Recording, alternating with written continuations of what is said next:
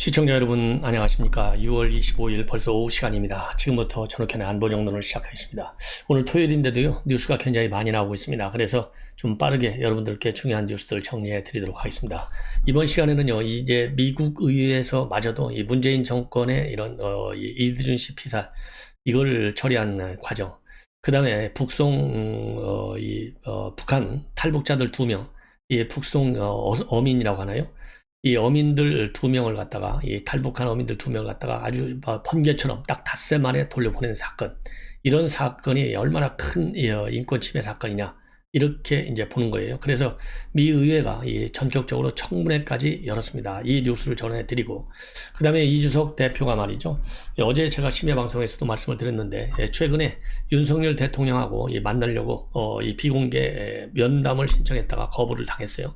그런데 오늘 동아일보가 단독으로 보도하는 내용을 보면 이미 이달 중순에 비공개리에 만찬을 했다. 그런데 지금 배석자라든가 또 어떤 얘기를 했는지는 나오고 있지 않습니다. 이 내용을 정리해 드리도록 하겠고요. 그리고 오늘 이 시간에도요, 이 구월란 전 연합뉴스 정치부장, 그리고 세계일보 주필, 그리고 한국 신문인협회 부회장, 이분의 칼럼 하나를 또 이준석과 관련된 칼럼을 소개해 드리도록 하겠습니다.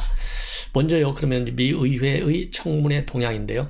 이 미의회는 초당적 기구로요, 톰 렌토스 인권위원회가 있어요. 바로 어제죠, 24일 날 이 청문회가 열렸는데, 청문회 제목은요, 한국의 난민정책과 윤석열 정부 하에, 그러한 청문회가 열렸는데, 이 청문회에서 가장 중요한 것은 이제 윤석열 정부, 그러니까 문재인 정부 때는 이 난민 문제에 관해서 별로 협조가 없었는데, 윤석열 정부는 보다 더 적극적으로 난민 정책을 좀 해달라. 이게 이제 하나 주문이고요. 그 다음에 이제 비판적인 것은 바로 뭐냐. 2019년도에 탈북어민 강제 북송 사건. 그 다음에는 이대준 씨 피살 사건에 관해서, 문재인 정권의 취한 조치들 강력하게 비판하고 있고요. 이 세미나에는 스미스 의원, 그 다음에는요, 이 전문가죠. 전환기 정의 워킹그룹의 신희석 법률 분석관, 그 다음에 수잔 숄티, 아주 이 북한 인권 문제에 관해서 세계적인 인물인데, 수잔 숄티 북한 자유연합 의장, 이런 분들이 나와서 대표적으로 발언했어요. 그래서 이 발언 내용을 여러분께 전해 드리겠는데, 우선 스미스 의원이 얘기한 걸 보면요, 한마디로 해서 문재인 정부가 2019년도 11월에 두 탈북 어민을 그냥 북한으로 돌려보는 거, 이거는 정말 충격적이고 깜짝 놀랐다. 이 김정은이가 얼마나 이 악의적인 그런 지도자이고 정권인데, 잔인하게 다뤄질 거라는 것을 뻔히 다 알면서 이 북한에 보냈다는 건 정말 충격적이다. 이렇게 비판을 하고 있습니다. 그리고 또 문 대통령과 관련해서요, 인권 변호사라고 알려진 사람이 사람들을 그렇게 끔찍한 운명수로 돌려보낼 수 있다는 거, 이거는 믿을 수가 없다. 그리고요, 이 대북전단 금지법과 관련해서 청문회를 열었어요. 이 스미스 의원이. 그래서 이 스미스 의원은 당시 문재인 정부로부터 강한 반발이 있었다라고 또 공개를 하고 있습니다. 여러분들 잘 아시다시피 이 탈북 어민 북송 사건과 관련해서는 이미 최근에요, 윤석열 대통령도 노스태핑 이 발언을 통해서 이것도 들여다봐야 되겠다 라고 입장을 밝혔어요. 왜냐하면 윤석열 대통령의 경우에는요, 인권에 대한 그 남다른 강한 보호의식을 가지고 있어요. 법치주의라고 하는 큰 틀, 또 헌법 가치를 지킨다는 이 큰 틀 안에서 이제 부분들을 보면 이러한 이제 북한 인권에 대해서도 강한 인식을 갖고 있기 때문에, 제가 보기에는요, 이렇게 이제 탈북자들에 대한 인권 문제, 또 우리 국민이 북한으로부터 잔인하게 피격된 이런 문제에서도 관심을 가져야 되겠지만은, 문재인 정권이 사실상 무력화시킨 우리 국내의 북한 인권재단, 지금 민주당에 이사를 임명하지 않아서 운영이 잘 안 되고 있고, 예산도 뭐 다 거의 잘려버렸고 이런 상황인데요.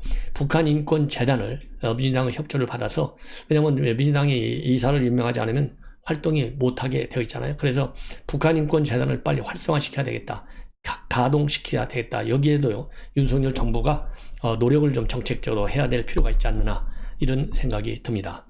그러면서요, 이제 문재인 정권의 이러한 탈북자와 관련된 정책 비판도 했고요. 그 다음에는 또 이 한국이 최근에 문화적으로 보면 굉장한 영향력이 큰 나라로 성장했다는 거죠. BTS 문제 1년에 36억 달러를 벌어들이고 있다고 그래요. 그리고 영화제에서 칸, 그 다음에 오스카 이런 데서 우리 배우들이 또 큰 상을 받고 있잖아요. 그래서 지금 이제 문화적인 이제 강국이 됐는데 현재 한국이 갈림길에 서 있다 이렇게 진단하고 있어요. 왜 그러느냐? 유엔 난민협약에 92년도에 가입했고 아시아에서는 최초로 난민법까지 시행을 했는데 난민 인정률 2020년도에 1% 아래로 떨어졌다는 겁니다. 그래서 윤석열 대통령은 국제 난민 보호과 원칙을 준수하겠다 이렇게 밝혀왔고 경선에서 그리고 취임식에서도 자유와 인권에 기반한 보편적 가치 그리고 국제교범의 고치를 언급했기 때문에 이제는 윤석열 대통령도 뭐라 그럴까요? 공산주의 억압을 피해서 남쪽에서의 새로운 삶을 원하는 사람들을 향한 더 큰 개방성을 신호하고 있다 이렇게 희망을 긍정적으로 평가하고 있는데 이 남쪽으로의 새로운 삶을 원하는 사람들이라고 하는 것은 탈북자들의 인권을 더 챙겨달라 이 메시지나 마찬가지고요. 탈북자들의 인권을 챙기는 방향 중에 하나가 대북전단법 이거 악법이잖아요. 이거 반드시 윤석열 정권에서는요 이거를 폐지시키는 노력을 해야 되는데 이거 쉽지 되지 않아요. 왜냐하면 민주당이 지금 다수당의 압도를 하고 있기 때문에 그러려면은 민주당의 협치를 유도해내는 다양한 전략도 구사해야 되겠고요. 2024년 총선에서 무조건 하고 절대 과반을 차지할 수 있는 다수당이 될 수 있도록 지금서부터 총선과 관련된 여러 가지 이러한 정치 정책 이런 거를 잘 마련해야 될 것 같습니다. 그리고요, 이 쇼얼트 의장의 경우에도 이 추미 한국 대사관에 중국에서 갇혀있는 탈북자들 이거를 좀 도와달라라고 얘기를 했는데 별로 돕지도 않고 있다. 이런 지금 사례를 설명을 하고요. 더 충격적인 배신을 당한 것은 쇼얼트 의장이 뭐냐? 지금 중국에서 말이죠, 북한 탈북자들을 돕고 있는 기업가의 여권을 무력화시켰는데 이거야말로 정말 충격적이고 배신이라고 느낀다. 이렇게 이제 사례를 폭로하고 있어요. 그러면서 문재인 대통령은 김정은과 김여정의 직접 지시에 따라서 북한 관련 NGO들이 해온 모든 성공적인 일을 중지시키고 탈북자들이 거기 참여하는 것을 막기 위한 활동을 개시했다. 이 얘기는요, 그야말로 이제 중국에 지금 탈북자들이 많잖아요. 그런데 이 탈북자들의 성공적인 탈북을 돕기 위한 NGO 활동, 그리고 기업가들 활동, 이런 거를 갖다가 전부 못하게 막고 있는 문재인 정권의 탈북자 일종의 탄압정책이나 마찬가지죠. 이거를 지금 폭로하고 있어요. 그래서 이 문재인 대통령이 되고 난 이후에 여러 가지가 많이 달라졌고, 이 한국 문재인 정권은 한국 헌법과 국제조약 의무를 모두 저버리고 탈북자들을 북송까지 했다. 그래서 문재인 대통령은 이 김정은 독재 정권을 기쁘게 하는데 더 관심이 많았다라고 비판을 하고 있습니다. 자, 이 정도가 되면 말이죠, 이제 갈 때까지 문재인 정권이 갔는데 바로 그래서 이제 교체된 것 아니겠습니까?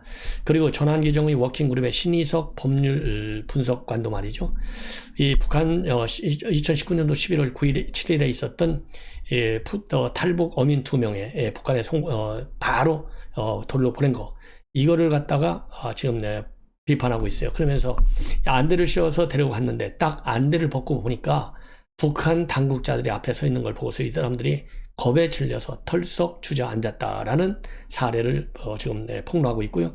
그리고 역설적이게도 인권 변호사가 알려진 문재인 대통령이 문재인 대통령의 진보 정부에서 이렇게 충격적인 인권 침해가 발생했다, 이런 점, 그리고 또 이재준 씨의 북한 피살 당하도록 놓아뒀다, 이런 것도 상당히 이해가지 않는 의심스러운 사건들이다, 이렇게 폭로를 하고 있습니다. 그 다음에요, 지금 이번에는요, 뭘 제가 여러분들께 중점적으로 말씀을 드리냐면은, 이 김동연 당선인과 관련된 내용을 여러분께 말씀을 드리겠는데, 여러분들 아시다시피 지금 현재요, 김동연은 경기지사로 출마하게 된 것이 사실상의 이재명의 작품이었습니다. 그런데 지금 김동연 지금 당선인이 바보가 아니잖아요. 지금 이재명하고 손잡고 해가지고 될 게 뭐가 있겠어요. 김동연은 본래 지금 무소속으로 대선 후보에 나온 사람이에요. 차기 대권을 노리는 사람이에요. 그렇기 때문에 이재명과 같이 가면 함께 몰락한다는 것을 누구보다도 가장 잘 아는 사람이 아니겠습니까? 그러다 보니까요, 지금 이제 1차적으로 이재명과 차별화를 해야 되는데, 이 차별화 지점이, 이 스타팅 포인트가 어디냐? 인수위 구성에서부터 시작했다는 겁니다. 물론 정책도 많이 차이가 날 수밖에 없죠. 왜냐하면 이재명 표 정책의 특성은 뭐예요? 포퓰리즘이잖아요. 돈 퍼주는 거. 그래서 이 코로나 맨 처음 재난지원금 줄 때 처음에는 이재명의 이런 포퓰리즘 정책이 나름대로 인기를 얻었어요. 근데 뭐든지 과유불급이라고 지나치게 돈에만 의존하는 그런 대선 전략으로 가다 보니까 이재명 포퓰리즘으로 가면 나라가 망한다. 이거 이제 우리 국민들이 다 아는 거지 않습니까? 그런 것처럼 김동연은요, 이 반대예요. 이 김동연 이 당선인의 경우에는 재정 건정성을 나름대로 신경을 많이 쓰는 사람이에요. 그러다 보니까 정책에서도 이재명하고 차별화되지 않을 수가 없어요. 그래서 정책과 관련된 면, 그 다음에는 인사와 관련된 면에서 벌써부터 차별화를 하고 있다. 이게 이제 오늘 조선일보의 이 주요 보도로 나오고 있어요. 그래서 친명파를 쓰지 않고 마이웨이를 하고 있다. 그래서 이재명과 차별하고 있는데, 그래서 인수위에 말이죠. 이재명 의원 측에서 추천한 인사들을 대부분을 다 거절했습니다. 그리고 우연장으로 정성호 위원장을 추천했는데 정성호 위원장마저도 거절을 했습니다. 그래서 벤처 기업인 반호형 네오팩트 대표를 앉혔다고 합니다. 40대. 그리고 20명 인수위원인데요. 대부분이 해당 분야의 전문가들을 갖다가 앉혔어요. 그리고 더 파격적인 것은 비서실장도 내부에서 아니면 이제 이재명 측의 추천을 받지 않고 내부 공모를 통해서 뽑기로 한 점. 이런 점들이 상당히 뭐라 그럴까요? 아, 차기 대선을 노린 행보구나. 이재명하고는 같이 타지 않겠다. 이런 강력한 의지의 표현이구나. 그러다 보니까 김동연 당선인 측에서는 이걸 뭐라고 했느냐. 나는 이 경기도정을 이끌어 나가는 데서 이념보다는 실력을 더 중시하겠다. 이거야말로 유쾌한 반란이 아니냐. 유쾌한 반란은 이제 김동연 당선인이 만든 NGO지 않습니까? 그래서 실력을 중시한다는 미명하에 이재명과의 이제 갈림길에 지금 들어선 것이죠. 그래서 이재명 같은 경우는 거의 다 낙하산 인사를 했는데 낙하산 인사 안 하겠답니다. 그러다 보니까 경기도 내에서는요, 예측이 불가능했기 때문에 인사와 조직, 이게 이제 굉장히 시급한데 상당히 도청 내부가 어수선하다. 그리고 인사와 관련해서요. 그래서 특히 이재명 측에서 이 인수위에 누구를 보내달라고 했냐면 이재명의 가장 큰 측근인 김용 전 경기도 대변인, 이석훈 전 경기도 주식회사의 사장, 이런 사람들. 이 경기도 주식회사 이게 배달앱으로 돈 많이 벌었다는 사람 아니에요? 그래서 성남 풋볼클럽 여기에도 관여됐던 그런 사람으로 알려지고 있는데, 그래서 김용, 이석훈 이런 사람들을 써달라 했는데요. 전혀 쓰지 않았다는 거예요. 그리고 발표 날까지도 인수위원으로 선정된 알고 있었는데 나중에 보니까 없다 이거예요. 이 정도로 굉장히 당황스럽게 만들었다는 것이죠. 왜 그러면 김동연 당선인은 그렇게 하느냐? 이재명 측근들 대부분이 이 대장동 수사와 관련해서 직간접적으로 연루가 되어 있다는 의혹을 받기 때문에 당장 가기는 힘들 것 아니냐. 다만 김용청 대변인의 경우에는 자문위원으로 함께 일할 것이다. 그리고 나머지 이재명 사람들도 실무적으로는 참여할 수 있을 것이다. 이런 지금 얘기가 나오고 있고요. 정성호 민주당 위원장도 인수위원장 내정설이 돌았지만 결국 막판에 김동연 당선인이 받아들이지 않았다고 합니다. 그리고 정책 면에서도요. 지금 지역균형 발전 명목으로 추진했던 공공기관 이전, 이것도 김 당선인은 전면 재검토하겠다. 그리고 이 포퓰리즘 퍼부기로 이 비판을 소지가 있는 예술인 기본소득, 이것도 경기 찬스로 바꿔서 시행을 한다. 이렇게 지금 알려지고 있어요. 자, 그래서 지금 이재명 측에서는 굉장히 서운하다. 더군다나 1.5%포인트 차이로 신승을 했는데 이거 누구 덕이냐? 이재명 내 덕 아니냐? 그럼에도 불구하고 그리고 더군다나 영입을 한 것이 이재명이 했는데 노골적으로 이재명 지휘하는 거 이거 곤란하다. 이러한 지금 반발이 나오고 있다고 하는데요. 자, 그래서 이 정치 세계에서도 영원한 친구도 없고 영원한 적도 없다. 이런 말이 나오는 것 같습니다. 그리고요, 또 이재명 의원에 대해서도요, 김동연 당선인의 경우는 우회적이지만은 좀 비판하고 있어요. 지난 대선 패배 이후에 이번 지방선거까지 성찰이 부족했던 것 같다. 이렇게 비판을 하고 있습니다. 자, 이와 관련해 가지고 지금 현재 야권에서는요, 이 대선 후보 중에 지금 뚜렷하게 눈에 보이는 사람은 이재명 하나밖에 없어요. 그러다 보니까 이 김동연 당선인은 이제는 라이벌로 이재명을 보지 않을 수가 없고, 그러다 보니까 색깔을 이제 두려워하는 것이죠. 이재명 색깔 갖고는 안 된다 하는 걸 다 아는 것 아니겠습니까? 자, 이번에는요, 이준석과 관련된 얘기인데요. 바로 동아일보의 오늘 단독 보도인데, 징계 논란 이준석, 윤석열 대통령과 이달 중순 비공개 만찬을 가졌다. 여기에서는요, 윤리위의 성상남 문제와 관련된 이 얘기는 나누지 않았는데, 주로 이 정책과 관련해서 의견을 나눴다. 예컨대 말이죠. 서해 공무원 피살 이런 주요 현안과 관련해서 얘기를 나눴다라고 입장을 밝히고 있고요. 만약에 윤리를 관련 논의를 했더라면 이 상황까지 왔겠느냐, 이러한 입장을 내보이면서 윤리의 문제는 전혀 언급하지 않았다, 이렇게 얘기를 하고 있고, 그리고 또 이석 대표 측에서도요, 아니 경찰 조사 결과도 하나도 안 나왔는데 뭐가 나왔어야 언급할 거 아니냐, 그래서 윤리의 문제는 언급하지 않은 것으로 그렇게 이 대통령실과 그리고 지금 이석 대표 측에서 언론에 밝히고 있습니다. 자, 그런데 말이죠, 이 두 사람 간의 2차 회동이 무산되고 나서 이 당윤리가 김철근 정무실장에 대한 징계 절차에 탁수했다, 이런 보도가 나오거든요. 그러니까 1차는 이달 중순에 있었고 2차를 하려고 했는데 2차 회동이 무산되고서 징계를 받았다, 이 얘기를 보면 이거 오해의 소지가 있기 때문에 2차 예방 요청을 받아들이지 않은 것 같습니다. 예. 그리고 윤석열 대통령도요, 당무에 관해서는 내가 언급하지 않겠다라는 입장을 내놨지 않습니까? 그렇기 때문에 이 윤리위와 관련해서는 오해받지 않으려고 하는 것이 또 그래야 되는 거죠. 윤석열 대통령의 생각인 것 같아요. 예. 그러다 보니까 이렇게 한번 만났다 보니까 지금 이석 대표가 최근에 언론에 얘기하는 게 그러잖아요. 윤핵관은 지금 윤심 잘 몰라. 내가 더 잘 알아. 나는 언제든지 전화할 수 있어. 만날 수도 있어. 이렇게 해서 윤심을 등에 업고 윤리를 넘어서려고 하는 그러한 이 계산이 이준석 대표가 의식을 했든 안 했든 간에 그런 계산이 머릿속에는 있구나 하는 생각을 지우지 않을 수가 없어요. 예. 자, 그러다 보니까 말이죠. 지금 이제 이준석 대표 굉장히 지금 어려움에 처해 있는데, 대선이 되고 이 대표가 되고 나서 1년 만에 처지가 지금 급변하고 있고 정치 인생에서 중대 고비를 맞았다라는 보도들이 많이 나오고 있고요. 최근에 여론 시사저널에서 시사 리서치에서 조사한 내용 6월 21일인데요. 이 대표가 물러나라, 이게 53.4%가 됐다고 그래요. 아니다, 그냥 임기는 보장해야 된다, 42.2%가 됐다고 합니다. 이 정도로 이준석 대표에 대한 입지, 국민들의 평가가 달라지고 있습니다. 더군다나 이 상황에서 이 김철근 당대표가 22일 날 이 품위유지 위반 이 징계가 결정됐잖아요. 그래서 이걸 보면은 앞으로 더 여론은 불리하게 갈 것이다.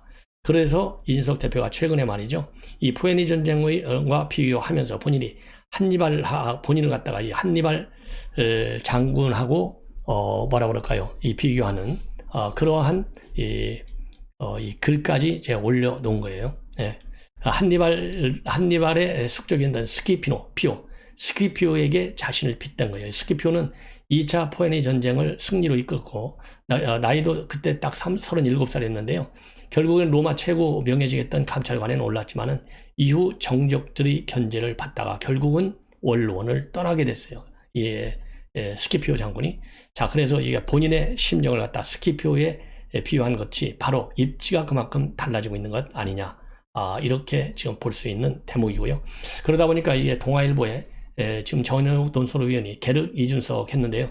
지금 우리 국민의힘에서는요, 이준석과 관련해서 굉장히 정말 어려운 그런, 이거 뭐 잘라낼 수도 없고 안 자를 수도 없고 그런 진퇴양난의 표에 있는데, 지금 더군다나 우리 국민의힘은 윤석열 정부 첫 100일 성공적으로 연창을 해야 되는데, 더군다나 팬덤이 없고 또 여소야대 국민이다 보니까 굉장히 이게 어렵다. 그런데 대표가 이렇게 흔들려 갖고야 되겠느냐? 왜냐하면 윤리를 둘러싸고 지금 당이 4분 5열 상태에 있다는 겁니다. 자, 그래서 지금 뭐라 그럴까요? 당이 굉장히 위기 국면으로 빠지고 있다. 이러한 입장을 정현욱 논설위원이 싣고 있어요. 자, 그러면 제가 이 모두에 말씀드린 대로요. 이 9월 이 칼럼 이렇게 소개해 드리겠는데요. 윤석열 정부의 지미된 좌우 충돌 이준석 해가지고 이준석 대표의 좌우 충돌하는 모습, 제가 여러분들께 설명드리지 않더라도 너무나 잘 아실 거예요. 이렇게 좌우 충돌하는 이준석이 이런 행보, 이거 굉장히 심각한 문제고, 왜냐하면 윤석열 정부의 추동력을 떨어뜨리고 있기 때문에 이거는 빨리 시정돼야 한다. 이러한 이준석 대표는 지금 정권에 굉장히 큰 부담이 되고 있다. 이러한 취지로 되어 있고요. 결론적인 부분을 말씀을 드리면요. 지금 윤석열 정부는 문재인의 586 주사파 친공정권 5년을 청소해야 할 역사적 사명을 띠고 갈 길이 바쁜데, 이런 사람이 집권당의 대표라고 버티고 앉아서 길을 막고 있으니 국민들의 단식과 원성이 도처에서 넘치고 있는데 국민의 힘에는 들리지 않는가. 단도직입적으로 말하자면 그는 새 정권의 힘이 아니라 짐이 되고 있다. 그렇지 않아도 힘에 겨운 윤석열 대통령의 허리를 더 휘게 만들 뿐이다. 많은 국민들이 윤석열을 보면 도와주고 싶지만 이준석을 보면 고개를 돌리는 형편이고 당권파들이 공천권이나 이권 등을 생각하며 침을 흘릴 때가 아니다. 요즘 성상납인지 성접대인지 입에 올리기도 부끄러운 일로 국민의힘이 망신을 당하고 있지만은 설령 이런 말썽이 없었다 하더라도 그는 이미 떠났어야 할 사람이다. 대선 때 그 난리를 피워 표를 깎아먹은 죄만 하더라도 중징계감이다. 많이 늦었지만 지금이라도 자리 욕심 부리지 말고 정중한 사과상명 내고 떠나는 게 사는 길이다. 애당심이 있다면 벌써 그래야 했을 것이다. 실제로 이렇게 한 정치 리더들이 있었고 그들은 시의적절한 처신과 진퇴 결단으로 더 큰 리더가 되었다. 이준석이 지금처럼 큰 감을 뺏기지 않으려고 안간 힘을 쓰면 쓸수록 그는 더 놀림감이 되고 궁지에 빠질 것이다. 그는 이제 30대다. 재기 기회는 얼마든지 있고 그동안 대단한 정치 스펙을 통해 체급도 엄청 올려놨다. 우리 정치사에 이런 행운아가 있었던가? 왜 행운을 불운으로 만들고 있는가? 지금 그의 적은 다른 사람이 아니라 바로 그 자신임을 알아야 한다. 지금 그에게 절실히 필요한 것은 바로 지혜다. 달콤한 소리가 아니라 쓴소리가 필요하다. 멘토 운운하며 달콤한 소리를 하는 사람들이 그를 오도하고 있지 않나 잘 살펴봐야 한다. 이른바 소년등과 벼락출세한 사람들에게는 빠지기 쉬운 함정이 있는 법이다. 이런 사람의 주변에는 눈치 빠른 이해관계자와 한탕주의자들이 들끓게 마련이다. 이준석 대표, 심청의 아버지 신봉사를 꼬여 재미를 본 뻥덕 어멈을 조심하라. 아주 좋은 결론인 것 같습니다. 시청자 여러분, 이것으로 본 방송을 마치겠습니다. 즐거운 오찬 시간 되시기 바랍니다. 감사합니다.